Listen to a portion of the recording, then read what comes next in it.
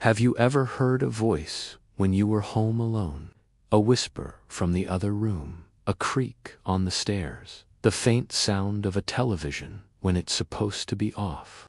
Most of the time, we brush it off. It's just the house settling, the wind, or our minds playing tricks on us. But what if it isn't? What if it's something more? This is a story about a family who moved into what they thought was their dream home. A beautiful, spacious house in a quiet suburban neighborhood. The first few weeks were perfect. They unpacked, painted walls, and filled the rooms with laughter. But then the strange occurrences began. It started subtly. Objects would be slightly out of place. A book on the floor, a cupboard door left ajar. They blamed it on forgetfulness, the stress of moving. Then came the voice. It was faint at first, a muffled murmur from the living room, always when one of them was alone in another part of the house. The father, Mark, was the first to hear it clearly. He was in his home office late one night, finishing up some work. He heard what sounded like a child humming a nursery rhyme from downstairs.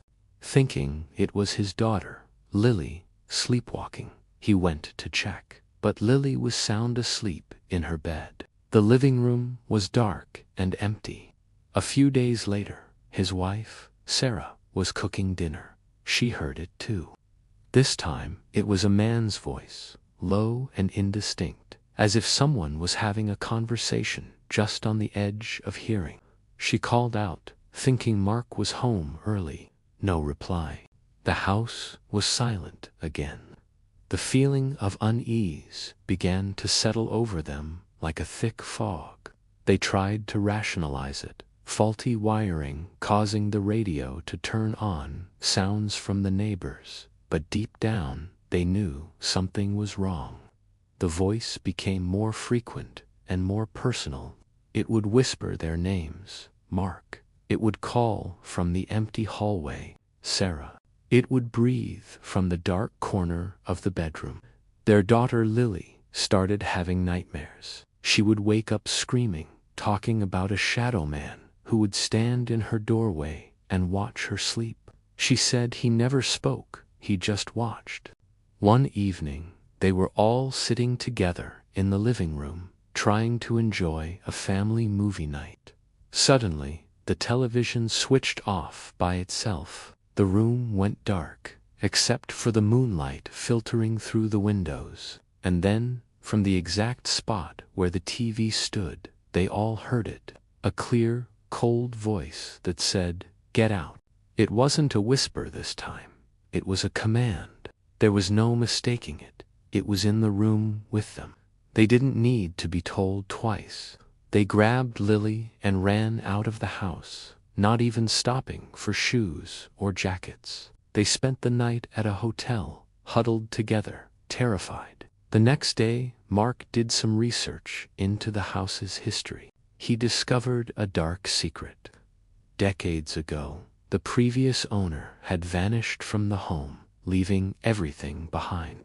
He was a recluse, and his disappearance went unnoticed for weeks. When police finally entered the house, they found the television on, blaring in an empty living room. He was never found. The family never went back.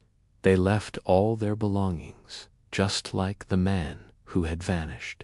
Some might say it was just a house, just an old building with strange acoustics. But for that family, it was a place with a voice, a presence that didn't want them there. It makes you wonder, doesn't it? The next time you hear a strange sound in your own home, will you be so quick to dismiss it? What if it's the house itself, trying to tell you something? Thanks for listening to this story. If you have any similar experiences, I'd love to read them in the comments below. And if you enjoyed this, don't forget to like and subscribe for more tales from the shadows. Stay safe, and always listen to that little voice in your head or in your living room.